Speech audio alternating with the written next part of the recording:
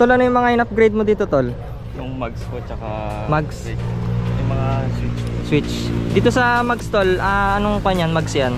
RCB ko. RB5, no? RCB. Ito yung ultra lightweight, di ba? Mga nasa magkano yung ganyan? 6.7 ko yung ako. 6.7. Pares na yun, no? Ako. Tapos yung gulong mo, 1.8 po harap likod. ha? 1.8 po harap likod. 1.8 harap likod na yun. Yung size ng gulong mo dito, Tol, 60-80, no? Na Maxxis. Tapos 70-80. 70-80. So bali ganito na yung itsura niya, no? Napakagwapo eh. And then nagpalit din siya ng mga CNC bolts. Tapos naka RCB na pito. Bali 1.85 by 17 yung size ng mags niya dito sa likod. Tapos dito sa harap, tignan natin, nasa saan yung size niya 1.6. Opo. 1.6 dito sa harap, no? Ayan, napakaangas, no? Bale, naka CNC bolts na rin. Magkano yung mga CNC bolts mo ngayon Nasa 300 plus din siya. 300 plus na rin yan, lahat na yan. Opo. Mura na, kasi yung ganito nasa 70 isa So sa Shopee, no? Pag sa Shopee, mas mura. 20. So 2, 4, 5 plus 5 pa dun, no? Kasama na shipping fee. Ito, may mga bolts din, no? And then dito tayo sa harap.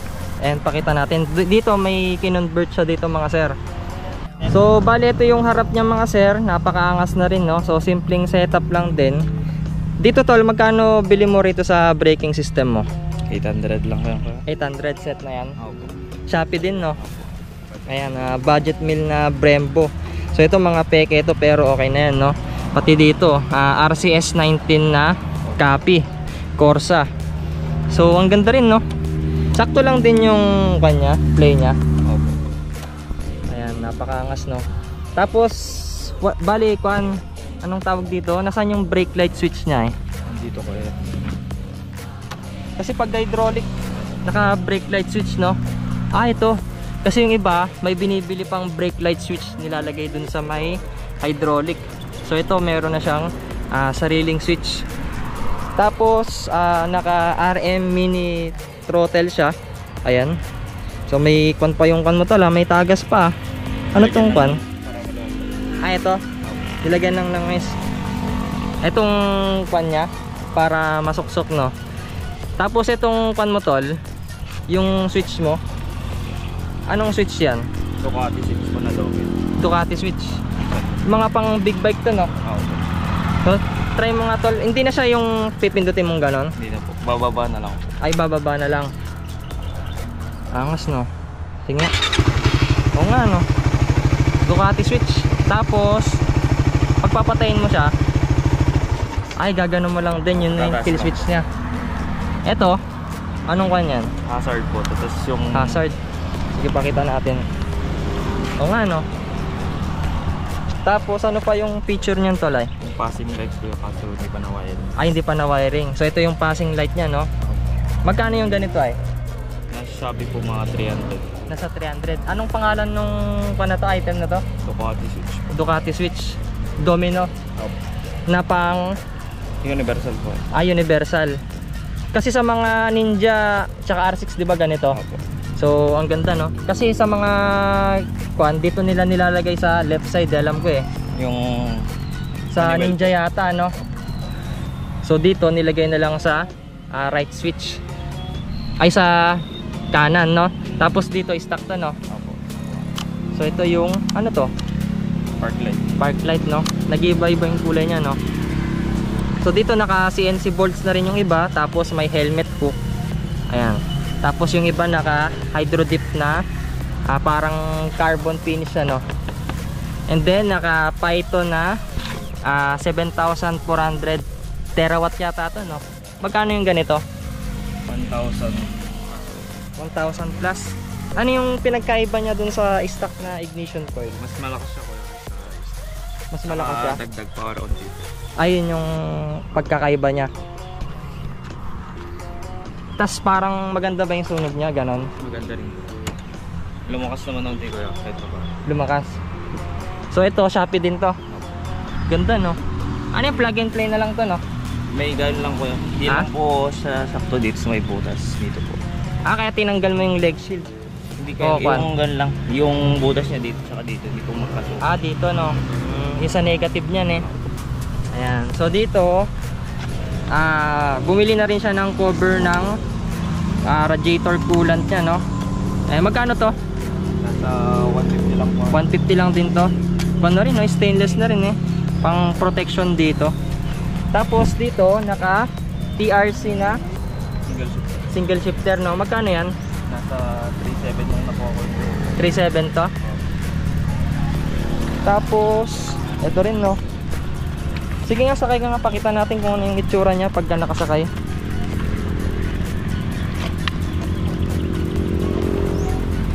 Sige, i-shift mo. Hindi naman mahirap pagka mag-shift ka.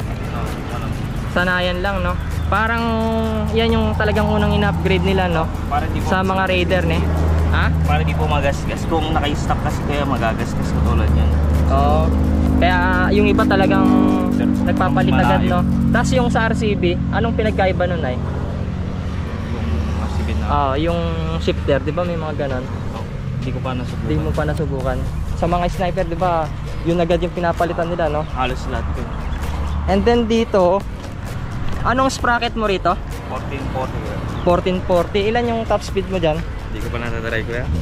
Di mo pa natatry. Pero yung sagad mo, 150. 150. Kaya niya mag 150 nito? Oo. Pero kaya. Ganyan dolo yan. Ay, hindi pa kanyan. Hindi mo pa sagad yun. Natatakot ka na. Kulang yung daan kaya? Ha? Kulang yung daan. Kulang yung daan. So siya nagsabi nun na hindi ako baka ibas nyo ako. So dito, halos wala ka pa ganong napalitan, no? Ayan, yung mga iba, CNC bolts pa lang din.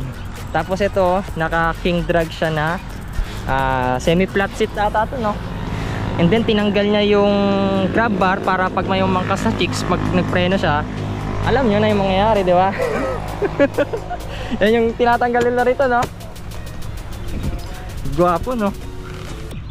Ito, yung brake pump mo, Stock lang po yun. stock lang din yan. Tokiko, no? Nilagay lang po na spring dito para bumalik. Kasi po itong TRC hindi po kumapit na po. Yan yung issue niya. Opo. Hindi po bumabalik. Anong spring tong nilagay mo? Shopee lang din po yan. Anong kanyan paghanapin dun? Kalimutan ko yung tawag ko.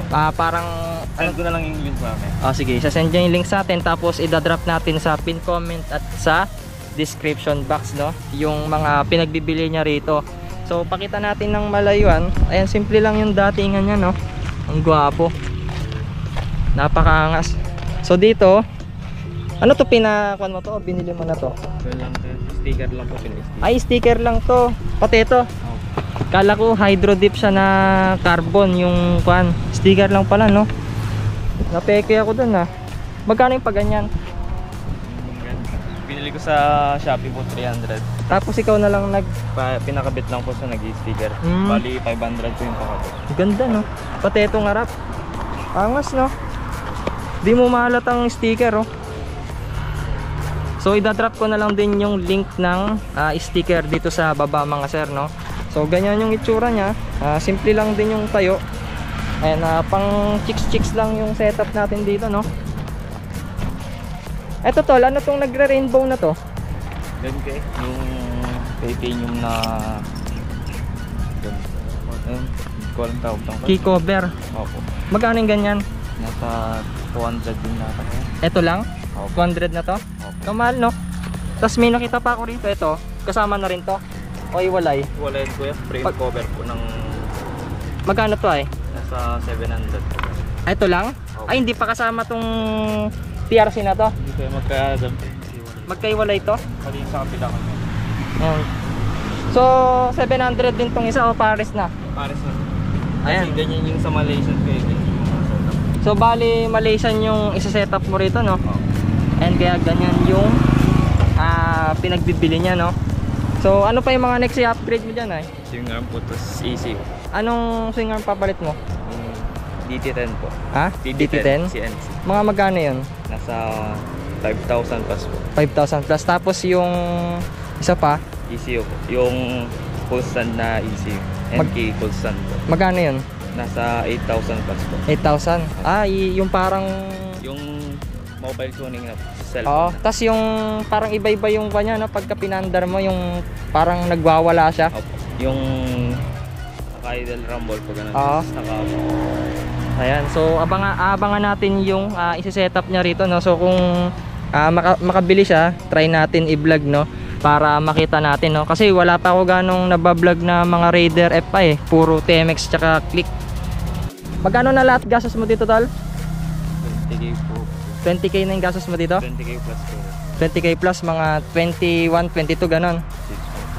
Kasama na yung labor lahat dun, no? Opo.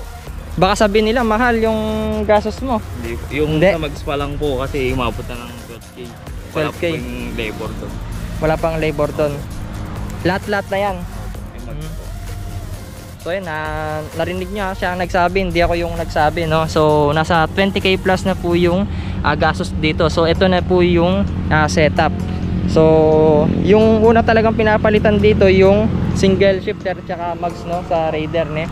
Ay nagpapa-slim tire talaga sila. Yung iba ang tawag dito nag-rim set, no? Opo. Ba't ayaw mag-rim set? Hindi pwede pang biyahe ko yan. Hindi pwedeng pang chicks din, no? Opo.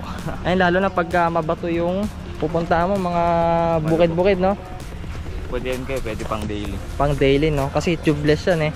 So ayan, dito na nga po magtatapos yung vlog natin dito sa Raider FI. So sana nakakuha po kayo ng idea. Tapos kung may mga mali po kaming nasabi, pwede po kayo mag-comment dyan for suggestion. So para may kanya-kanya po tayong idea, no? Para wala pong magalit. Ayan, so siya na yung nagsabi, yung owner, nasa 20k plus na po yung gastos dito, mga sir. So idadrop ko na lang din yung mga link na pinagbibili ng owner dito. So dadrop natin sa pin comment at dyan sa description box, mga sir, no? At dito na nga po magtatapos yung video vlog natin sa Raider FI, Malaysian concept. So pasimula pa lang to. So ayan, wag niyo sana kakalimutan na mag-subscribe and i-click yung notification bell para sa tuwing nag-upload po tayo, kaya lagi po kayong ma-notify at lagi kayong updated. And thanks for watching. And her is not in her. She's a